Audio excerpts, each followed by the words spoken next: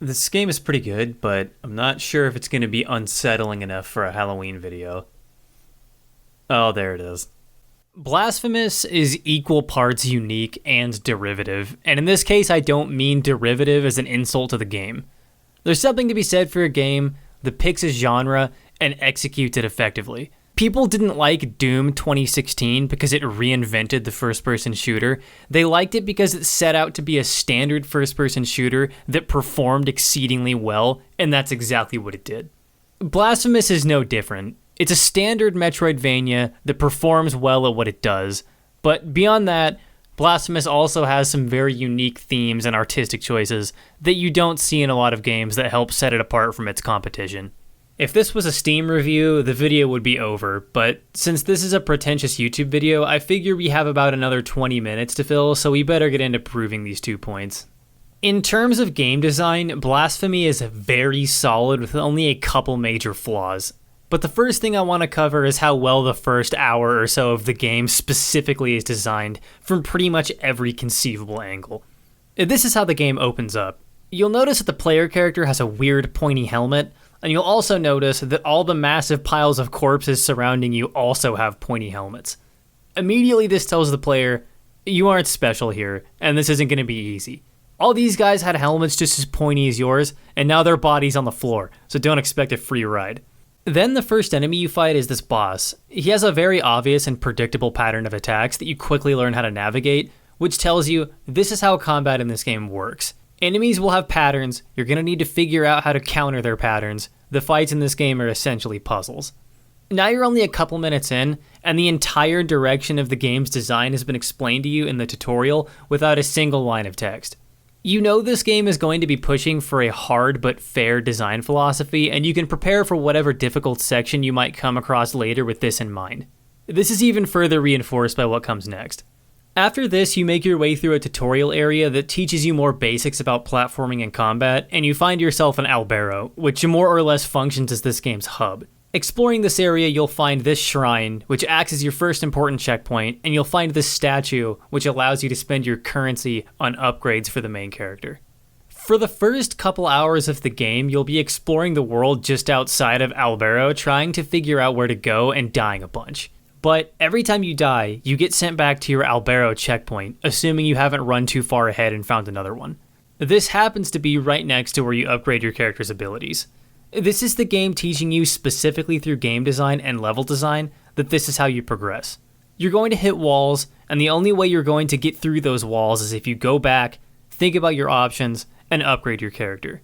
If you've watched any of my other videos, you'll know that I'm a huge proponent of teaching the player what to do through design choices alone, and Blasphemy does a phenomenal job of that, especially in the first couple hours. Combat is handled well from a design perspective as well, usually. The core combat system of basic attacks, your counterattack, and your equipped special ability work very well together.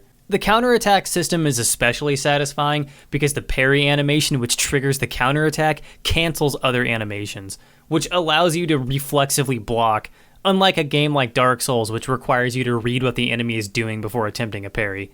This tends to make combat in Blasphemous very fast-paced and snappy, which is important in a genre that involves as much backtracking as a Metroidvania. If the combat is slow and boring, you're going to get pretty damn sick of fighting the same enemies over and over again.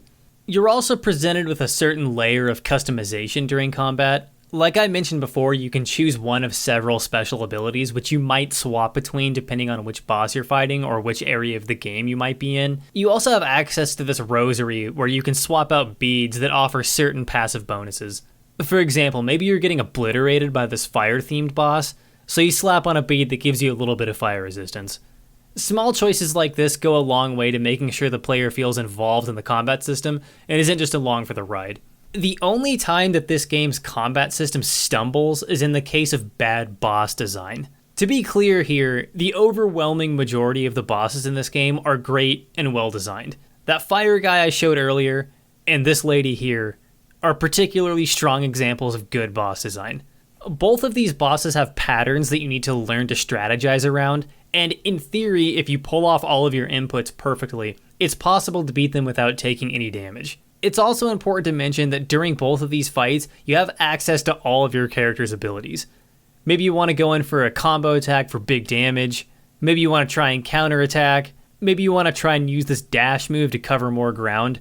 Everything is on the table. These kind of fights emphasize that whole hard but fair design philosophy I mentioned at the start of the video. There are a couple of bosses in the game that do the complete opposite of all of this though, and are very frustrating as a result. One of the more memorable examples is Big Baby. You see, the problem with Big Baby is you aren't actually attacking Big Baby. You're attacking this gross snake next to Big Baby. You can only do damage to gross snake by attacking its head or the arbitrary weak point in the middle of its body. This means that instead of trying to experiment and work out a strategy, the fight is boiled down to doing one specific attack over and over and over again, and it makes the fight feel really tedious and boring. This boss's attack patterns also feel frustrating, especially this tail attack. I'm sure there is a subtle animation or something here that I'm missing, but this attack felt very random and difficult to predict for me, which, when stacked on top of the simplified combat for this encounter, makes it that much more annoying. There isn't really a lot of strategy here. You're just trying to get in as many jump attacks as you possibly can in between arbitrarily timed boss attacks. It's completely antithetical to the rest of the game's design. This isn't the only boss that has this exact same set of issues, but I don't want to spoil a bunch of boss fights in this video, so I'll leave it here. I think I understand why fights like this almost always make it into games that are heavy on boss encounters. Usually I think it's the result of the developers thinking they need to include something odd or different in the boss pool so that every encounter isn't exactly the same. They're probably right here. I'm not sure if every boss being like these two for the entire game would feel stale or not, but at the same time, there's probably a better way to handle it than this, or this. Overall, combat is handled well with a few exceptions. The next thing I want to talk about is movement. In the Metroidvania genre, one of the most important, if not the most important aspect your game needs to include to feel good to play is a good movement system. You're going to be backtracking through areas you've already been through over and over and over again. If movement isn't fun, it's just going to start annoying you. Blasphemous doesn't have particularly offensive movement, but there are some aspects that slow you down and disrupt the flow of the game. The first one being that this game has a lot of areas that force the player to wait. Wait for traps to move, wait for ghosts to move, wait for floating platforms to move. This kind of thing can get annoying. The worst offender by far in this regard is this snowy mountain region.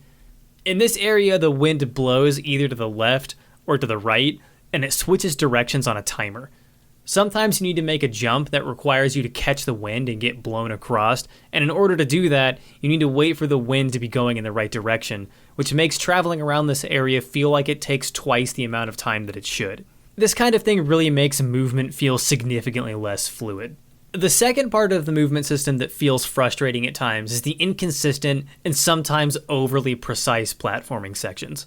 In Blasphemous, if you miss a jump by a marginal amount, you do one of these ledge grabs that anyone who plays games should immediately be familiar with. That's good, but the problem is, the ledge grab is somewhat inconsistent, and there are a number of platforms it won't work on. Specifically, these platforms that break after you stand on them, and most moving platforms.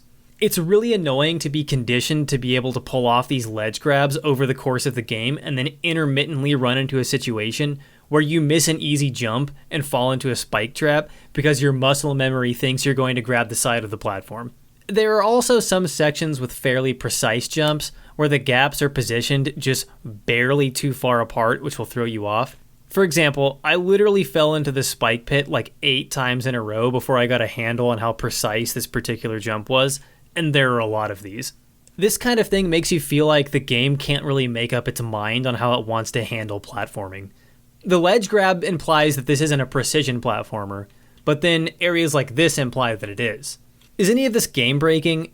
Definitely not, but I think Blasphemous would have enormously benefited from a little more polish in the movement department specifically. Everyone in this game is praying for forgiveness, and I'm over here praying for a fucking double jump. Another key aspect of this genre is hidden secret rooms and items. Blasphemous unsurprisingly also does this well. You have the classic breakable wall, but there are occasions where you'll come across something a little more complicated. For example, I came across this door with no apparent way to open it. Then I noticed there was blood on the floor in front of the door. And that made me realize that I probably needed to use this move that sacrifices a little bit of health to fill your special bar as a sacrifice to open the door. This kind of thing is really satisfying to figure out on your own, and there are a few of these of varying complexity throughout the game. You're also going to stumble on entire secret side missions with their own rewards as you travel through the game as well, which adds a lot to the experience, especially if you're the kind of person that does a 100% run of every game you play. The last aspect of game design in Blasphemous that I really enjoyed was the relic system. In the words of the game, relics are items that affect your perception of the world. For example, this one lets you see the final thoughts of dead bodies you can find around the world, and these will give you secret hints or methods of progress from around the game, meaning that you can backtrack through areas you've already cleared and try to get a hint on something you might have missed. By far the most interesting relic is this one, which unlocks all these red platforms all over the map. You find this relic by unlocking a secret door in the very first area of the game, which means you need to backtrack all the way to the start to obtain it after finding the key. This item unlocks a ton of spots you can't reach previously, and placing it at the beginning of the game basically signals to the player that literally the entire map just changed, and you're gonna want to revisit everywhere you've been. This is the real reason these relics are so good. They aren't just an item that mitigates the problem of backtracking, they're an item that makes you want to backtrack. If you haven't figured it out already by now by how often it comes up, backtracking is the biggest issue to overcome in a Metroidvania. You need to build literally the entire game around keeping backtracking exciting, or the game will feel extremely boring and repetitive to play. Blasphemous pulls this off almost perfectly. That's all I've got for the actual game design of Blasphemous. It's a very well-made game, and its slight flaws aren't really something that should stop you from playing it. If the idea of a Metroidvania with some influence from the Souls series sounds appealing to you, then you'll probably get your money's worth out of Blasphemous. But game design isn't what makes this game unique. Its uniqueness comes pretty much exclusively from its odd art style and world building. Gothic pixel art isn't really a novel concept. Konami did it like 30 years ago, but Blasphemous definitely puts its own spin on it. First of all, it's just done expertly well in a general sense. Every area has an absurdly detailed background, and the character designs are especially unique. This enemy is using a dead deer as a weapon. Who thinks of that? Like literally everything else in this game, the character design is based on Catholic tradition, which is why you can tell how powerful someone is by the height of their pointy hat. It's also why this game has so many popes. We've got Chair Pope, we've got Skeleton Pope, we've got Spooky Pope, the list goes on. The religious inspiration really helps take Blasphemy in a bit of an uncharted direction. For a long time, games and really all media were sort of afraid to tread into mythologized versions of the Christian faith and take design themes from it, but recently we've had games like Blasphemous and Agony throw that out the window and try to move in on this territory. I kind of hope this turns into a trend because I really love how both of these games looked. I mentioned that the entire game is inspired by Catholicism, and expanding on that is a perfect opportunity to lay out the successes and failures of this game's world building. The world of Blasphemous is controlled by an oppressive religion that worships something called the Grievous Miracle. And this religion is more or less turbo-Catholicism. Imagine that you got rid of all the positive aspects of the Catholic faith, like forgiveness, and then amplified all the negative aspects like crippling guilt and penance to the absolute extreme.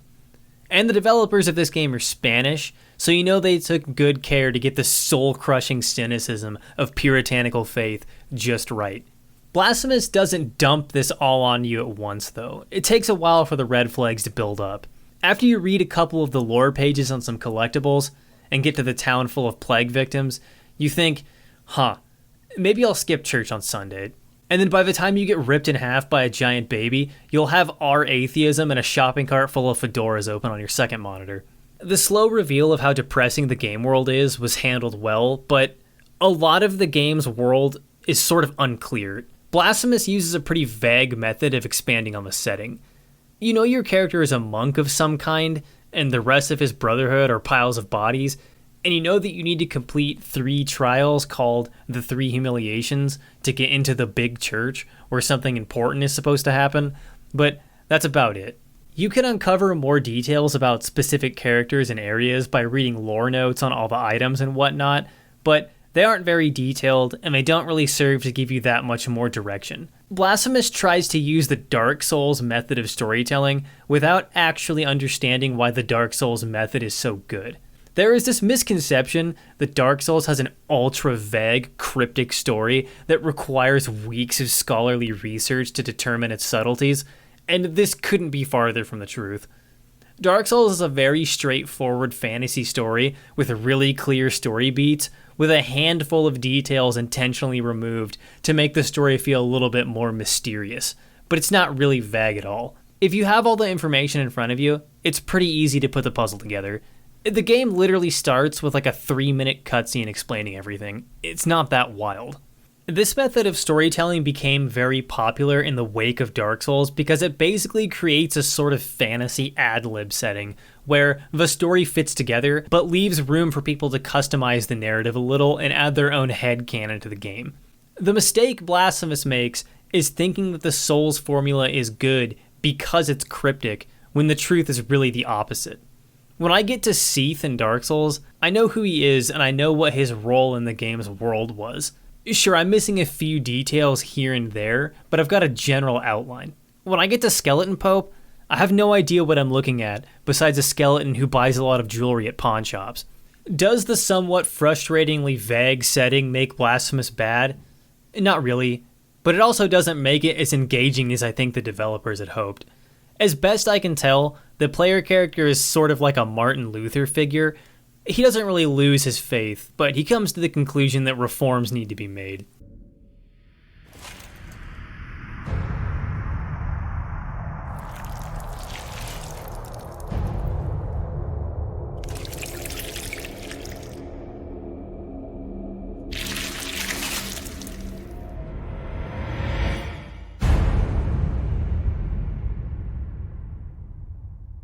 I don't really need to know more than this. The last thing I want to talk about are some notes on atmosphere. By far the best contribution the Catholic themes make to this game is the feeling of Old Testament King James style grandiosity. When you get up into the mountains, it isn't the mountains, it's where olive trees wither. When you get to the convent, it isn't just the convent, it's the convent of Our Lady of the Charred Visage. When you pick up a maximum health upgrade in a normal game, it looks like this. When you pick up a maximum health upgrade in Blasphemous, it looks like this. Blessed are the eyes that with devotion see my tormented heart. Let the ones who are joyful in affliction and fasting come to me, for they are pleasant penance. 6 stinging pains lance my flowery breast. Take the first one and purge one of your 6 mortal stains of the soul.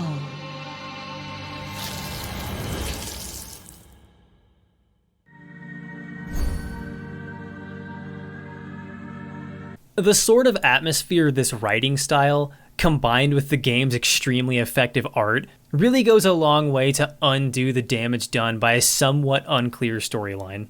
I'm going to end this video by basically saying the same thing I opened it with. There is something to be said about a game that picks a genre and executes it well. Is Blasphemous groundbreaking? Not really. It's a Metroidvania with a cool art style. Is it good? Absolutely. And a video game doesn't need to define an entirely new genre to be good. It just has to stay in its lane and be fun to play.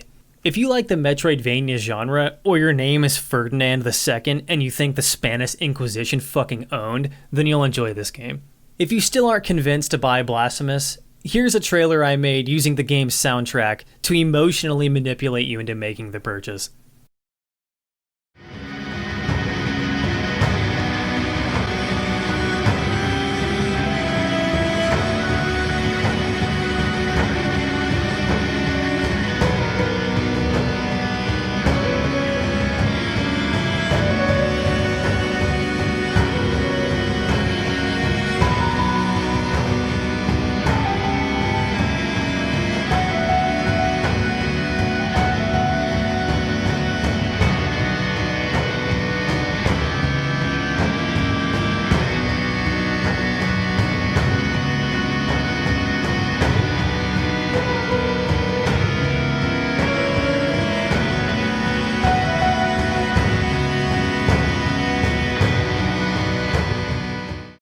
If you want to see more content like this, consider subscribing.